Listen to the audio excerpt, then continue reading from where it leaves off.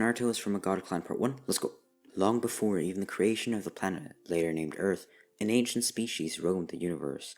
A species that descended from the creator of the universe itself. A species incomprehendibly powerful. This species traveled through the galaxies to strive for peace between planets and races, as well as inside planets, inside a civil war. At least that's what they saw it as they didn't understand the concept of cutting a planet in pieces in so-called nations or countries. The Otsutsuki were trying to do almost the opposite, devoiding a planet of life, conquering it, and committing crimes unthinkable. The origins of the Otsutsuki actually stem from the godly clan. A young child once lost on a mission of peace on a planet far away at the edge of a distant galaxy, conquered the planet to show his might, though he was not satisfied. Over the years of living on this planet and ruling it as a king, he got bored, but also very, very sad and lonely. He thought that his people, his own family and clan had left him behind, forgotten him, and so he started to spread his genes amongst the people and train the population to become stronger. Much stronger. They started going to other planets themselves, but instead of striving for peace like the godly clan, they started to absorb the life energy of those planets. This child that ruled the planet was named Miyamoto. He was of a clan that some thought of to be omniscient, all-knowing, and omnipotent, all-powerful, which is why the godly clan came to be known as the omni-clan throughout the universe. Miyamoto went on to name his new planet the King's Realm, and the ones he trained and their students and so on he named the Otsutsuki, and he himself became the Otsutsuki King, by some even considered the god, or at least the god of the Otsutsuki. Meanwhile, on the omni-clan's planet, or rather on their home planet, their origin planet, a child was being born. This child was born to elites of the omni-clan, and everyone was there to witness it. Children were very rare to the omni-clan, as their species lives incredibly long. They don't reproduce often. So it was also a gathering, a symbol for the future. Naruto was the child's name. The child was even blessed by the king and queen of the planet themselves, and they granted him not just luck, but a blessing of protection. Naruto went on to grow around a wide variety of people, some very wise, some very powerful, and some simply kind. He appreciated each one of them and was a very loving child. However, this would be put to the test. He would be sent off to a planet that was waging war and had been waging war for a long time, or at least what the inhabitants of the planet considered a long time. The planet was called Earth and had been waging war for hundreds of Earth's years, which is many generations of humans, the inhabitants. Naruto would be sent to this planet in hopes that he could resolve their issues and get the peace that they knew Naruto truly wanted. They would go as far as delete his current memories to make his mission as if he was actually born on the planet, and he would be trusted by the royals themselves. The idea was actually introduced by the king himself. Naruto would now be sent off. He closed his eyes, and with the kiss of his mother on his forehead, he felt unable to open his eyes once more. He was in a completely different setting, without being able to pinpoint any specific memory. He was in a black room, with many bright points all around him, except for one big object. It was a sphere, with blue, green, and brown, and it was huge. Naruto moved closer and closer to this object until he found himself in a blank room. This time, he had no memories left.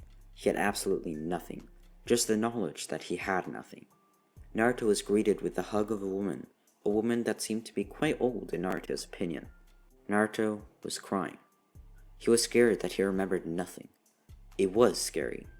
There were unfamiliar voices, each one with a different emotion, though all facing the same situation. Naruto was being soothed by 3 different people, and the atmosphere calmed him as well. But then everything went to shambles. Just after he was placed in the arms of a beautiful red-haired woman, he was snatched away by a different person. This time, forcefully. A person whose face was covered. He doesn't remember much from this point on. It all happened in a flash. The last thing he can remember is being on a pedestal, with a big monster in front of him. It used its claw to penetrate the chest of two people right in front of him. One was the previously mentioned red-haired woman. There was a ton of blood, some even splattered on him. Naruto was told a bunch of stuff he didn't understand at all, so it was kind of useless. This was all being said by the red-haired woman and the person behind her. A few seconds after that, the beast in front of him disappeared, and the only thing Naruto could remember and understand was the old man that had now found him and the red-haired woman's last words before death. The months and years passed by quickly, as the village was rebuilt by what Naruto later found out to be the Nine-Tails attack, which happened on the same night of his birth. The people never truly were the same after. It is now 5 years later. Naruto has learned many things about the world he's living in, but most of all, he's learned the hatred that lives in people's hearts. There is a lot of hatred towards Naruto specifically. The people of his home had hated him ever since last year when a man, a former shinobi and now influential figure in belief, had spread the news that Naruto was the reason for the Nine-Tails attack and was the Nine-Tails himself. Naruto was forced to leave his home to go to an orphanage soon after, though he was kicked off even an orphanage. Where was he living before? Naruto was living in an apartment with his two siblings, his sister, 3 years older, Shiru, and his brother, 1 year older, Menma. Also, Minato and Kushina were both 3 years older here, so they already had 2 children. Just a little note from me. They were mostly looked after by Hiruzen, the third Hokage, as well as Tsunade and Jiraiya, 2 of the former legendary Sannin team, 2 extremely skilled shinobi. Jiraiya had come to the village after hearing that Minato had a child, and then Tsunade came when Minato had the second child, and Jiraiya asked very nicely. First she came just for a visit, then she visited more and more. After hearing about the death of Minato and Kushina, she stayed and helped to raise the children. Jiraiya especially had a disliking towards Naruto. All his life, Jiraiya had longed for peace and people to understand each other and love each other, yet he was not able to love Naruto. Naruto symbolized his favorite student's death and big damage to his home village. Minato would have been the child of prophecy, or rather, the person of prophecy. He was not young anymore. Minato would have and already started to bring peace to the world and end the cycle of hatred forever. Naruto was kicked out of his home after that, where he was living with his siblings, because everyone just started to dislike him, which would also give his siblings a bad name, and Jiraiya and Tsunade didn't really mind either if he did go, especially Jiraiya. Even worse, over the months and years, Naruto's sister had been convinced that Naruto was the reason of their parents' death as well. At first she doubted it, but more and more, as it is what villagers said, so it had to be true. So she started to believe it too. Naruto, after being abandoned by the only family he had, was able to get his very own small apartment though. It was given to him as well as a monthly allowance by Hiruzen, the only person that seemed to not hate Naruto. Naruto at this point started to get weird dreams of a beast talking to him. However, he would soon find out that these dreams were not truly just dreams. He started hearing voices. 2 specifically. They said weird, hard to understand things, though this beast continued to consistently talk to the young child in his dreams. One night, when Naruto felt extremely sad, lonely, and just tired, he went to sleep as usual, but had a dream, completely different than the other ones he had previously. This dream was not vivid. He was clearly actually there. He could understand what the beast was saying. It seemed like it was actually introducing itself. Naruto listened closely. He was talking to a beast inside a huge prison-like cell in front of him. Naruto, somewhat drenched in water, as the whole place seemed weird, and the floor was filled with water, about 30 centimeters, 1 foot if you're American, tall. Naruto could just barely make out the outline of a fox, though it seemed to possess more than one tail. Naruto kept listening to what the beast said, and continued to say. It had introduced itself, saying that it is the nine-tailed fox, the legendary tailed beast. However, it did not just act proud and mighty.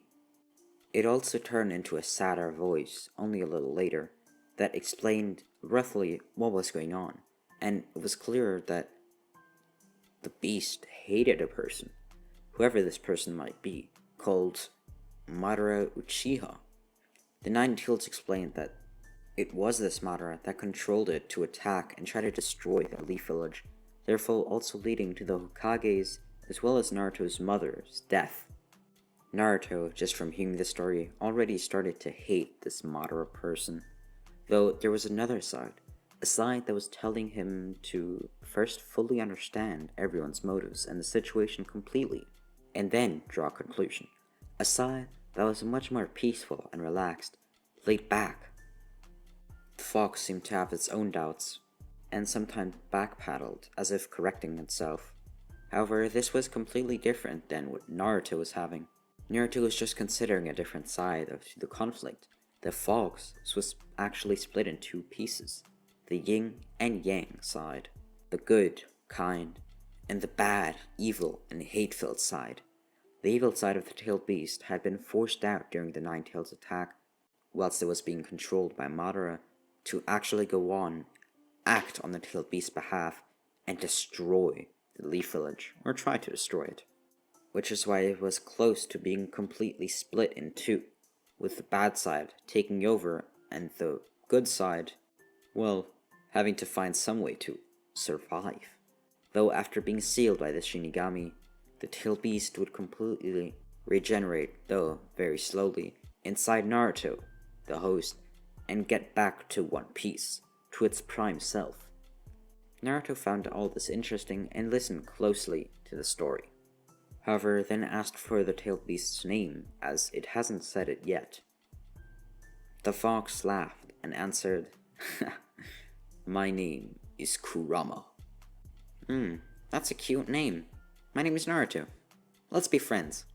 Kurama was completely surprised by this. No one had ever wanted to be friends with a tailed beast, and he thought that the only reason Naruto was even listening to what Kurama was saying was because he was so sad and lonely that anything talking would be interesting. But Kurama was wrong. Naruto truly wanted to just be friends with a tailed beast. It surprised him, but made him very, very happy.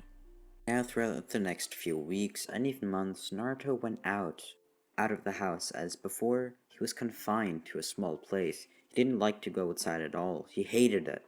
Everyone hated him, so he hated being outside. But now he was able to talk to Kurama whilst being outside, and it was great. He felt the sunshine, the breeze.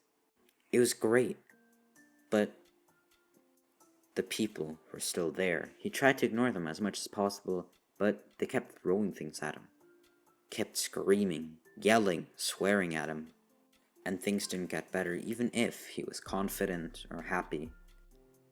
Worst ones were the shinobi. The shinobi were supposed to be proud and strong, though they hated Naruto more than anything. They thought that their fallen comrades, their family who died, was all Naruto's fault. Especially the shinobi who had lost their parents, masters, or students, hated Naruto the most, and bullied him all the time, always when he was spotted anywhere. They threw glass bottles at him, slapped him in the face, hit him down, pinned him to the ground, and sometimes even ran their kunais across his arms, which over the years led to many scars, but luckily no long-term damage. And even when Jiraiya saw Naruto outside, he did not hold back. If anything, Jiraiya was worse. Jiraiya did all those previously mentioned things, hit him, threw things at him, but Jiraiya verbally insulted Naruto. Much, much worse than anyone else. It was very personal. But things that were about Naruto as well as his family, saying that Naruto killed his own parents, that Naruto made his siblings unhappy, made his family unhappy, and was a disgrace to the planet. The other shinobi were bad, yeah, but they were never so personal. They always talked about themselves, about their own person. But Jiraiya picked on Naruto specifically, not as the Nine-Tails, but as Naruto. was weird, it was confusing, but it was downright immoral. It was the definition of horrible. And Naruto came to hate Jiraiya more than anything. Jiraiya was a symbol for all the hate in the world for Naruto. Jiraiya was the impersonation of hatred. But no one ever stopped him. No one. If anything, they shouted for him to continue. And there was always one night that was particularly bad. It was the night, well, the anniversary of the Nine-Tails attack, but also it was Naruto's birthday, but no one cared. Well, they did care about the night, but not that it was Naruto's birthday. They cared that it was the anniversary of the Nine-Tails attack. On this night, Naruto always tried to barricade himself in his home and try to sleep through the night and through the whole day, as this was the most horrible day he ever experienced. Out of all 365 days of the year, this one was by far the worst. Everyone hated Naruto more than ever, hit him more, verbally abused him more. In some years, Naruto was bruised up so bad, he was knocked out unconscious on the floor, somewhere in the village, sometimes even almost outside the village, near the village walls, as to not leave trash inside the village, the villagers said, laughing at Naruto almost dying. Naruto bled so much, and the only reason Naruto was able to survive was due to the Nine-Tails' kindness that everyone seemed to not understand, and not even realize that it existed, other than Naruto, of course. And you would think that barricading yourself in a room with no thoughts of leaving anytime soon would stop people from abusing you and bullying you, though that's not the case for Naruto. On some nights, and definitely this one, shinobi and even villagers, normal regular people, though all filled with hatred, rushed into Naruto's apartment. Some broke the door, others threw rocks at Naruto's windows from the street, and the more experienced shinobi even went as far as climbed through the windows to bully Naruto. All this effort just to bully a 6-year-old child. Now, you would think that after some years, the villagers would forget, would stop hating so much. But that was not the case. If anything, things got worse. Naruto now was not only the Nine-Tails, but Naruto was weird. He was an alien to the people of Konoha, not a human, and some even thought not even a tailed beast, a downright alien. He didn't fit in anywhere. Nothing made sense, and nothing was accustomed to him. People didn't know what to call him. He wasn't Naruto. He wasn't even human. He was nothingness. But worse. Trash. Absolute garbage. But with that, I'm going to leave the video off. I hope you enjoyed. Make sure to like, subscribe, and I'll see you in the next one. Peace!